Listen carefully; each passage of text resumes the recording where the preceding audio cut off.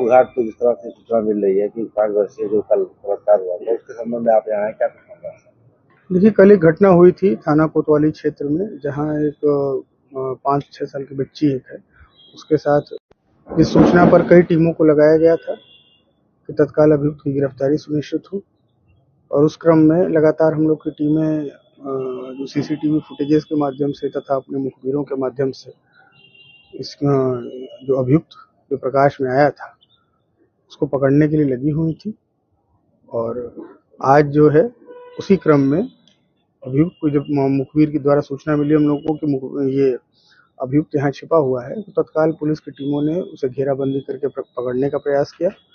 और जब उसने देखा कि वो घिर रहा है तो फिर उसने पुलिस पार्टी पर हमला किया और जवाबी कार्रवाई में पुलिस ने भी फायर किया, जिससे कि उसके पैर में गोली लगी है।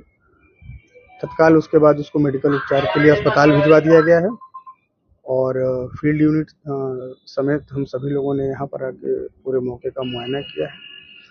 उसने अभियुक्त ने पूरी घटना के बारे में भी बताया है और क्या उसका आपराधिक इतिहास वगैरह है उसके बारे में भी जानकारी की जा रही है।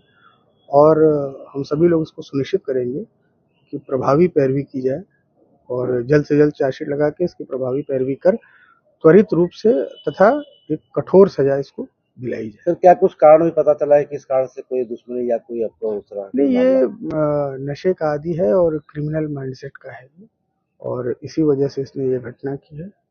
और आगे इस तरह की घटनाएं न हो और इस तरह के जो व्यक्ति हैं आपराधिक मानसिकता के, उन पर लगातार कुठाराघात होता रहे, इसको हम लोग सुनिश्चित। सर, आरोपी की पहचान क्या हुई है?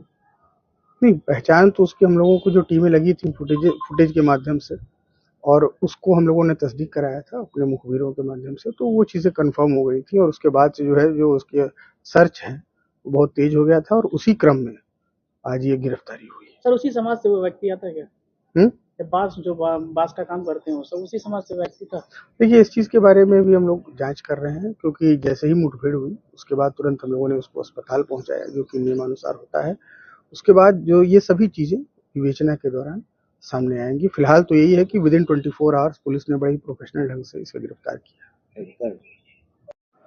देखिए, कल जनपद बस्ती के थाना कोतवाली क्षेत्र में घटना हुई थी, जहां एक बच्ची के साथ दुष्कर्म किया गया था।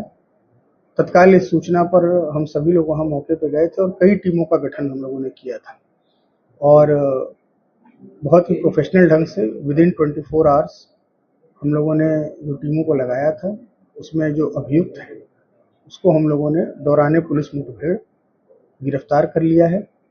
ये अभियुक्त जो है ये दीपक इसका नाम है और इसमें इनिशियल जो हम लोगों ने फुटेजेस देखे थे उसको हम लोगों ने कंफर्म कराया और टीमों ने रात दिन एक करके इसको तुरंत पकड़ लिया। पकड़े जाने के डर से इसने पुलिस पे फायर किया था, जिसकी जवाबी कार्रवाई में इसको गोली लगी है।